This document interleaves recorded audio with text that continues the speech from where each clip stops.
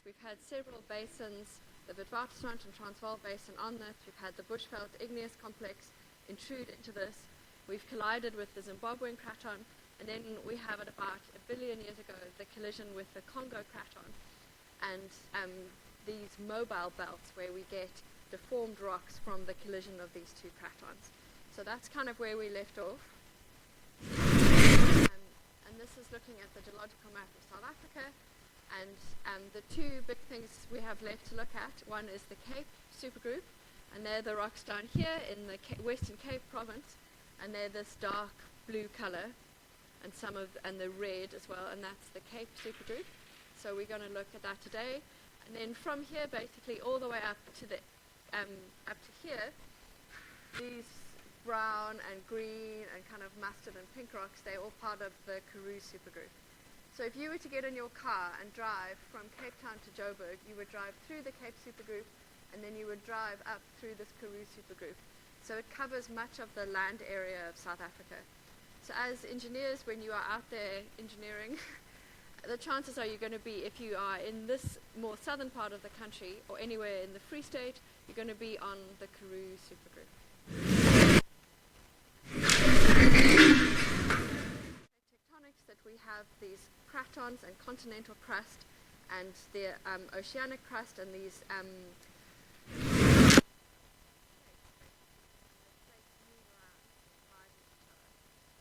at around 700 million years ago, all the continents in the southern hemisphere had all collided and joined together to form a supercontinent, which was called Gondwana land.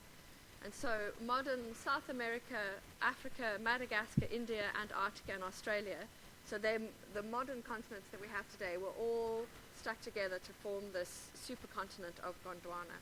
So that's the geological setting, that's what we're looking at. And then if we just zoom into more familiar territory, looking at kind of what's happening.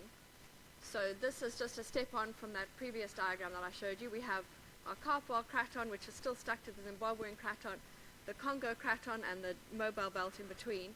And then we have these series of other rocks which are basically forming, it's all to do with the collision with South America and what's happening and the dynamics with the construction of the supercontinent of Gondwana. And these different colors basically represent the different mobile belts around the Karpal craton. So the mobile belts are these deformed rocks that represent these periods of collision between cratons. So we're going to be focusing down here. It's called the Pan-African, and this is this time during the construction of Gondwana. And that's in South Africa represented by the Cape supergroup. Rhodes Memorial, you saw the granite that the actual memorial is made from. So now this granite is not in situ, it's been moved there to make the memorial, but that is Cape granite. So this is looking at the geological setting in which those Cape granites intruded, and around Cape Town and this whole west coast area has a lot of this granite, and we'll look at some photos. So what's happening here is this is a cross section through the crust, and we have our African continent here, which is continental crust, our Karpal craton, and then this is the South American and Antarctic continent that is stuck together. And there's a little bit of oceanic crust left here, but basically we're getting a continent-continent collision, that these two continents are colliding. And where you have a continent colliding with oceanic crust, you get subduction, and the oceanic crust gets pulled underneath. But when continental crust collides with other continental crust, because they're both granitic and you have rocks high in silica, they're buoyant, and they basically just collide with each other and form a mountain belt. Neither one gets pulled under. So that's exactly what you're having here. They're colliding with each other and forming a mountain belt, and you do get melting, and you get magma coming up to the surface and basically being intruded into this collision zone. The magma wasn't coming out at surface, it wasn't erupting as lava, it's just sitting there and crystallizing to form granite. So that's the setting in which the Cape granites are being intruded. Basically, and when you get oceanic crust colliding with the continent wins basically, and the oceanic crust subducts underneath. But when you get continent-continent collision, neither one gets subducted because the material is the same. And then you get a mountain range. It's got to go somewhere, right? And you get a mountain range. And then in that setting, that collision, you still get melting. And what happened with the Cape granites is that the lava didn't come out to the surface like with the Ventersdorp lava. It just sat underneath and crystallized out the form granite. Yes? So we're saying that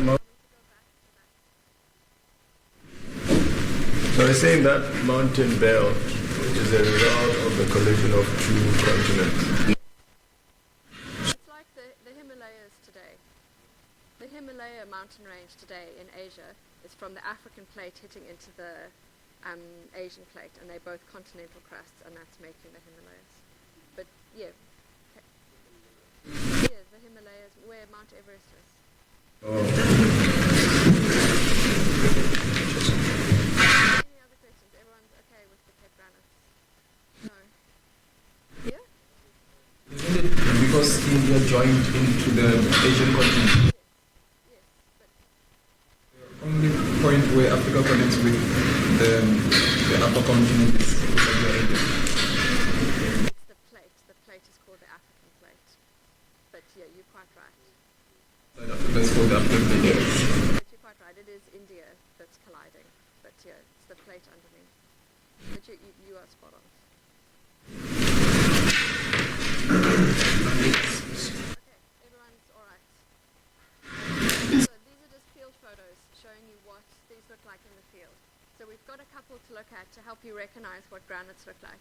So if you're in the Western Cape or up the West Coast, and on surface you get these nice rounded boulders, and if you go and look close up you can actually see the crystals, and you should see kind of pink and white colors from the quartz and the plagioclase and little black bits, the pyroxenes and micas. So granite is quite easily recognizable, particularly the way it weathers to form these nice boulders. And this is another field photo. This is the Cape granite at Llandudno, right on the coast. And here the granites even become layered, and you get massive crystals. It's really quite impressive. So yeah, and the kind of typical shape of these granite domes.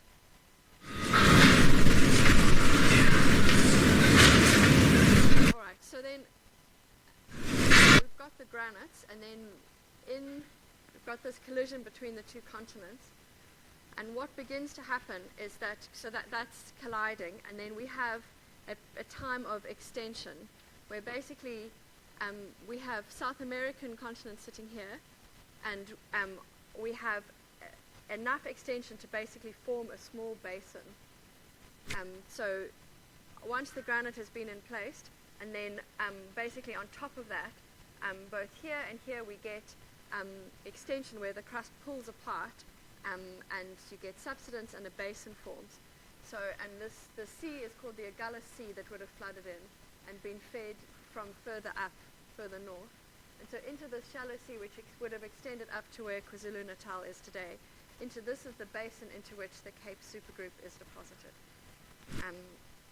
There's a cross-section coming to explain this better. Okay, and then into this basin we get the Cape supergroup. And the Cape supergroup rocks date from around 490 to 327 million years ago. It's much younger than all the stuff we've been looking at. And then if we look at a zoomed in version of the geology of South Africa, so this is just looking at where we find these Cape supergroup rocks today. In this kind of turquoisey blue, we find some rocks of the same age up in Natal, and they're called the Natal group. And then in the dark blue and the two green colors, we find these rocks all across in the Western Cape province, and that's the Cape supergroup. So we've got three groups that make up the Cape supergroup, and the basal rocks are the Table Mountain group, and these are the sandstones that we see in Table Mountain. So it's easy to remember. Then and that's down here where we are, and then there's the Bokkerveld and the Witteberg are the two groups that form above this. And these rocks formed into this basin that opened up basically in the middle of the continent of Gondwana. So we're going to look in more detail at these different groups now.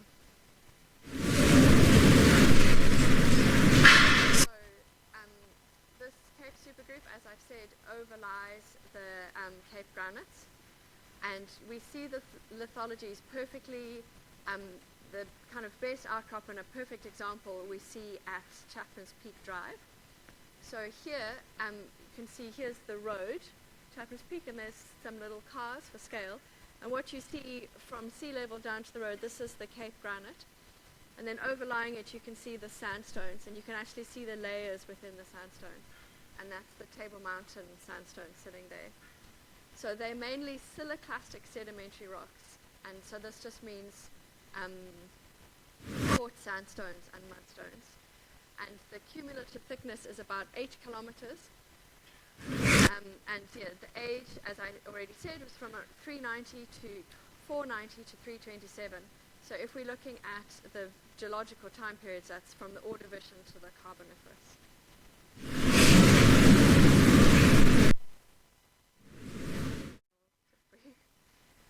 So what we see in Table Mountain, this is kind of iconic view of Table Mountain, and we have the Cape granite, so particularly under Lion's Head, and going around up the Atlantic seaboard, you have the granites very nicely exposed. And then we have a non-conformity between these and the sedimentary rocks of the Table Mountain group on top. And otherwise, the Table Mountain groups are underlain by the Malmesbury shales. And then we have the small layer here, which you can't see unfortunately in this photograph, which is the Falvater Formation, which is the basal formation of the Table Mountain group. And then above that, you have the Table Mountain sandstones. If you actually look at, if you look up at Table Mountain, and you can see the sandstones that make up Table Mountain. If you look at the base where you have the scree slope and the vegetation, and the first rocks that you can see, they actually have a different color. They're a more kind of pinky red color before you get into the sandstone, and that's the Falvater Formation. Have a look carefully next time, and you'll see it. So this is just a map of Cape Town, basically, looking at where we find these different rocks of the Table Mountain group. So the Cape granites are in red, and as you can see up the Atlantic seaboard, we have these rocks, and then, as I said, the Chapman's Peak Drive road basically follows that contact. And then much of the actual mountain is made of the Table Mountain sandstone with this thin Falvater Formation exposed underneath. Yes? Did the people who were constructing that road know the different layers of the rocks? Yeah, that's a very good question. You would hope so, because they're civil engineers who hopefully have some understanding in geology. And it's a kind of obvious place to put a road. It's been a big problem though, as you know, like Chapman's Peak Drive, it's all right now, but it's been huge problems with boulders coming down and blocking the road. And it's been a big engineering puzzle to try and keep it open. And now there's those kind of tunnels, basically, because you don't want to block the view either, and to make the road safe. But yeah, it's not a great, in terms of keeping it safe, and with having the sandstone cliffs with boulders coming down, it's not a great place to have a road. I guess, yeah. But how else do you get around that side of the peninsula? It is an obvious place to build it. No, but it's more like it's actually at the middle of the two. It's at the contact here. Of the two rocks. So that's what. You're asking, did they know they were building it on the contact? Yes. And I'll say yes, because that contact has been known about for a really long time. It's easily observable, and yeah, even very early geological accounts of the Cape. Even Charles Darwin, when he was on his voyage around the world, stopped in Cape Town and he noticed it. It was just like, there's a big unconformity here. Okay, so this is just a map of Cape Town showing where the different rocks outcrop. So depending on where you live, you can see what rocks you're living on, basically. And yeah, interestingly, the yellow is the recent sand and soil cover. So much of the Cape Flats is all covered in the recent sand.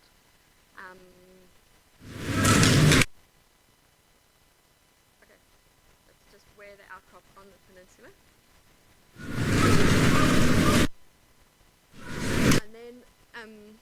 above the Table Mountain group, then we have the Borkerveld and the Wittenberg group.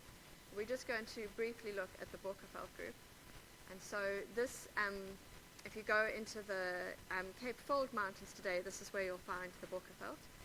And it's argillicious, and argillicious means that the rocks are dominated by mudstones, and they're interbedded with sandstones.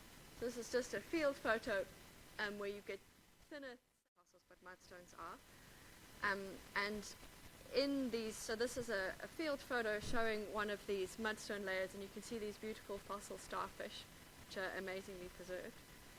And we also get trilobites. This is a fossil of a trilobite.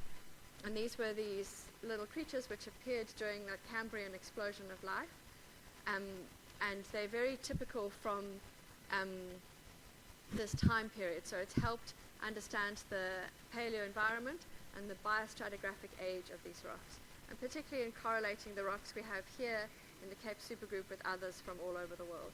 So that's the significance of the Borkerveld group.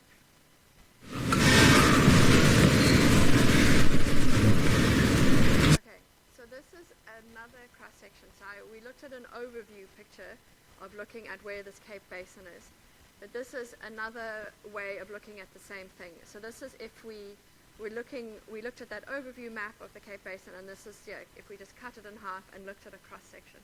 So from starting in the north on this side, we have the rocks of the Karpal Craton, our basement rocks. Then we have these metamorphosed rocks of the Pan-African and Kabar, and those various mobile belts from the collision mainly with the Congo Craton. Southern part of Gondwana land is under extension and being basically stretched out in either direction, but particularly towards the south. And then you get rifting in your crust and subsidence and form a basin, and the Agulhas Sea then floods this basin, and that's the setting that the Cape Supergroup is deposited into. So this is important to understand because today when we look at the Cape Supergroup, these rocks are completely folded and deformed, and even just the way they outcrop on, if you look on the map, you can actually see how they've been folded round, kind of around the edge of the Karoo Basin. But they weren't deposited like that. They were deposited originally horizontally into this basin. Just to understand. And the reason this is important is because what happens next. So this whole setting for the Cape Supergroup is under extension. Then everything changes and we move into a setting of compression. So instead of this part of South Africa being extended and pulled apart and forming a basin, it's been compressed. And again, particularly from the south. So we have oceanic crust, which is moving quite fast towards the north, and we get subduction where it's actually been pushed under the southern tip of Gondwana. And our Cape Supergroup, which was sitting in this basin, this whole basin gets compressed, and where we have this plate going under, the continental crust, which the Cape Basin is sitting on, begins to buckle and fold, and that's why the Cape Supergroup rocks today is the Cape Fold Belt and are these folded mountains that we have today. So this is our Cape Supergroup sitting up here that's basically been squashed and folded, and then behind that, so you get this subduction that goes down, you get the compression and folding of the Cape Supergroup, and then behind that you get more subsidence and a basin forming. This is called a back arc basin, which is a typical thing that happens during subduction. And in this back arc basin, so which is half on the Mobile Belt rocks and half on the Karpal Craton rocks, we get another inland sea, and this is the Karoo Sea, and it's into this basin that we have the Karoo rocks being deposited.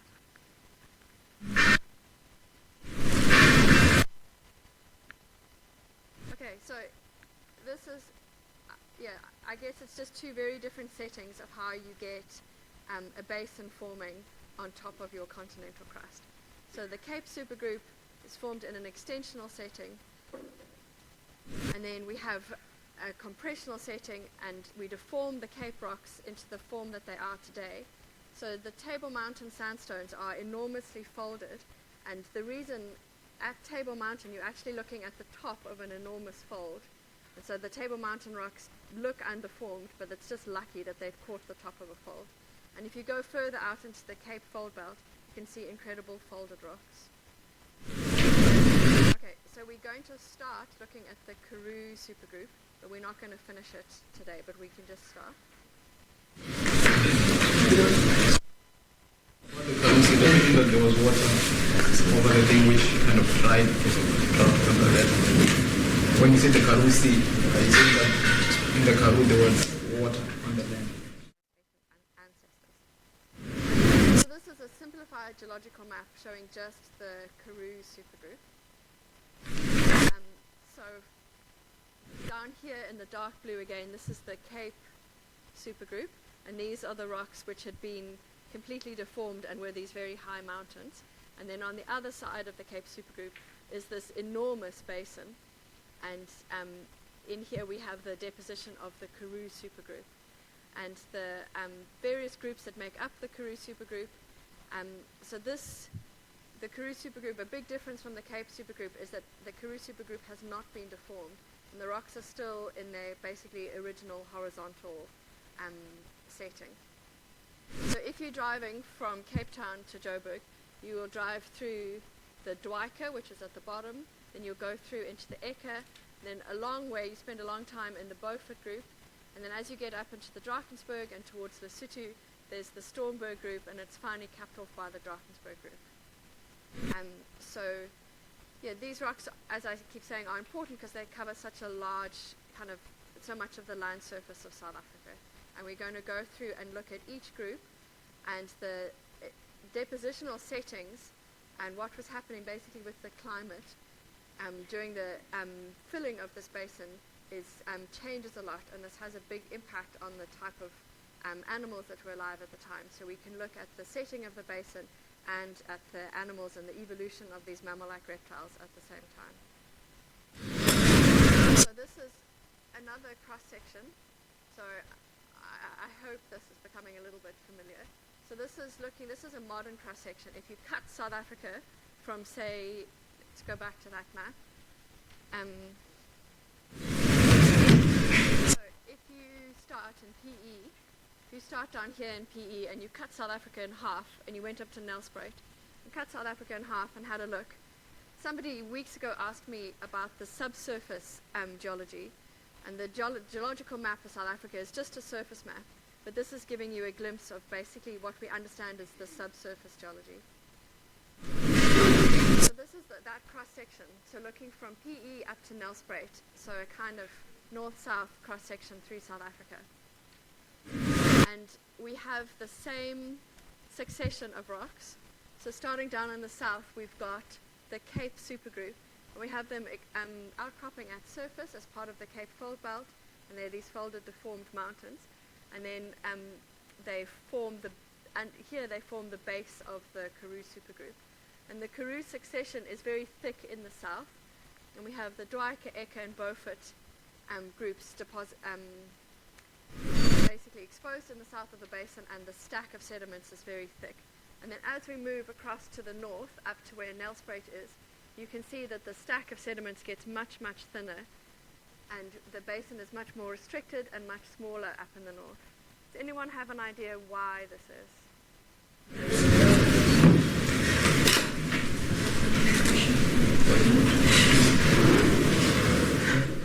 Smaller up in the north. And yeah, so you're back on the Karval Craton in the north. And we also believe that during its lifetime, as the Karoo basin was basically filled up, the basin got smaller and smaller and smaller. So by the time you're looking at the Stormberg group rocks only outcrop in a much smaller area because the basin was literally getting full. And then they're capped off by the Drakensberg group, which are lavas, which basically is modern-day Lesotho. So that's an overview and cross-section through the Karoo supergroup. Alright, so if we start at the bottom of the Karoo supergroup, the first rocks that we will see is the Dwaika group. So what's important about the Dwaika group and what is that these rocks are called tillites or diamictites, which basically means the same thing. And these are rocks that are deposited by glaciers. So it's a very specific geological setting. And this is what they look like in the field. So this is at Fish River mouth and at Lanesburg. And what you can see is you have this dark grey coloured rock, which has quite a fine matrix, and this is basically fine mudstone. And then sitting in this matrix, you have a big range of irregular clasts. So you have small clasts, big clasts, some are rounded, some are angular. It's basically, and they're all from all different rock types. And this rock is very specific, and it's formed in a very specific setting. And we know that is from glaciers, and I'll explain what that is on the next slide. And we know that these Dwika groups are late Carboniferous in age, and we've got about a maximum of about 750 meters thickness. So this is a kind of cartoon reconstruction of how we believe the Dwika formed. And so this is looking, we start on this side, we've got the Cape Mountains. So this is the Cape supergroup folded up as mountains. And we would have had glaciers basically coming down out of these mountains into this Karoo Basin. And what the glaciers do, as they move through the mountains, glaciers move slowly, but they still move, and they grind up the rocks underneath them and basically form something called rock powder. And that's the matrix that you're seeing in the tillite. And so the glaciers carry this rock powder, and then they also rip up boulders of whatever they're traveling over. And so they carry this mixture of fine rock powder and boulders. And then as the glaciers get onto the sea, they begin to, these boulders and rock powder basically, the rock powder settles out and forms this fine sediment at the bottom of the basin. And then these large rocks, as the ice begins to melt, fall out and drop out the glacier and fall into this fine sediment. So this is a very specific setting where you've got glaciers coming down out of mountains carrying ground up rock and large boulders, and this is how you make those tillites that we see in the Dwika.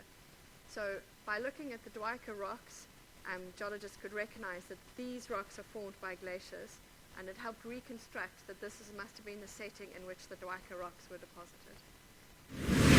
And we can tell lots of the boulders and clasts in the tillites we know, we can see are from the Cape supergroup. We can actually recognize the Cape granites and the Table Mountain sandstones. And then these large clasts that have been dropped in as they fall out the glacier. And so it's quite incredible if you think about the climate we have today, that we had enormous glaciers feeding into the center of South Africa. And the reason for this is that the Gondwana, because South Africa was part of Gondwana land, and this supercontinent wasn't sitting where we are today. It was much, much, much further south. So basically, down here in southern Africa, we were sitting, this is an outline of present-day Antarctica, so that the South African part of Gondwana land was right down at the South Pole, and that was why we had these enormous glaciers in the Cape Fold Mountains. So this is the setting of the Dwika group, and the whole of this Gondwana continent was right down basically where Antarctica is today. So it was freezing cold, glacial or polar climate. So this is another look at the same thing. So this is looking, basically we've got, this is the outline of modern South Africa. We've got South America and East Antarctica there. We've got our Cape Fold Mountains and this enormous ice sheet sitting basically where, because all of this was down under Antarctica. And then we've got these glaciers moving this way, feeding into the Karoo Basin, forming the Dwika. And there's also evidence that there was an ice sheet further inland in South Africa, and that we had glaciers moving into the basin from that side. So if we look, because if you think about South Africa, the Dwika outcrops all the way around here and up into the northern part of the country. So the basin was being fed from two directions by these glaciers coming in.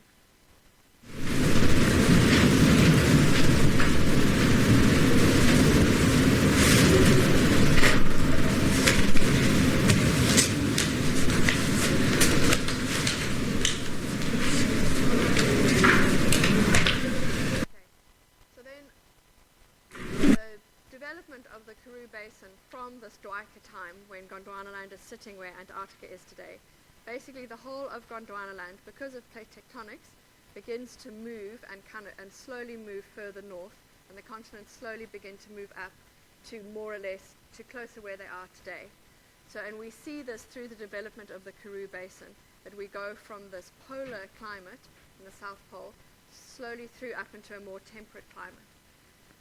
So after that glacial time and the Dwight rocks were deposited, the continents move up a bit and it becomes warmer, and we still have the Cape Fold Mountains, and we still have highlands up in the north, and the Karoo Basin is then fed by these huge rivers flowing out of these big mountains. So a place where we see this today is in India. We have the Himalayan mountains in Tibet, and the enormous rivers that flow out of these mountains down into India. This is a little bit of a similar setting that we see, what we imagine was happening in the Karoo supergroup, with these huge rivers flowing out of a big mountain belt. And into this environment, we have the Eka group being deposited. So we have the Dwight at the bottom, and the next one is the Eka. And so what we see in the Eka group is this is a reconstruction. We're always looking from the south through into the north of the basin.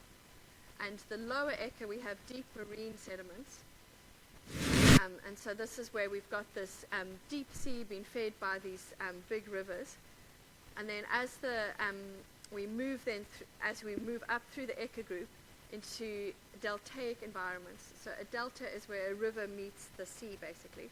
And so we've got these big rivers. We believe these big rivers coming down from the highlands and then spreading out to form deltas. And again, deltas are very specific sedimentary environments. And we can see from the rocks, this is a cross-section of how we're filling up the basin. We have these deep marine rocks, and then above them more deltaic rocks. And basically it's the kind of a sandy, muddy mixture of rocks, which is typical from a delta.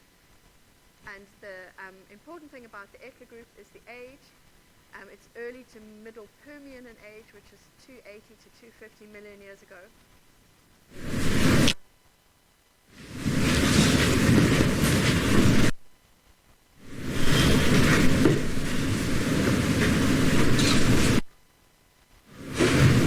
And what was happening during these times is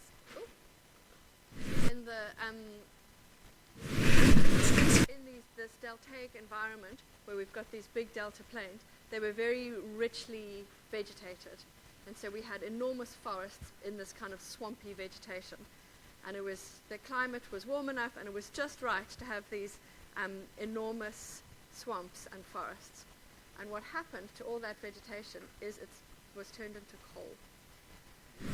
So what happens, the way coal forms, is that you had these during the Permian, and the Permian is this massive time of enormous vegetation on Earth, and most coal deposits around the world date to this Permian time. And here this is a photograph looking at, this is a trench cut through Eka sediments. So you've got these muddy, sandy, deltaic rocks, and then here you've got a seam of coal.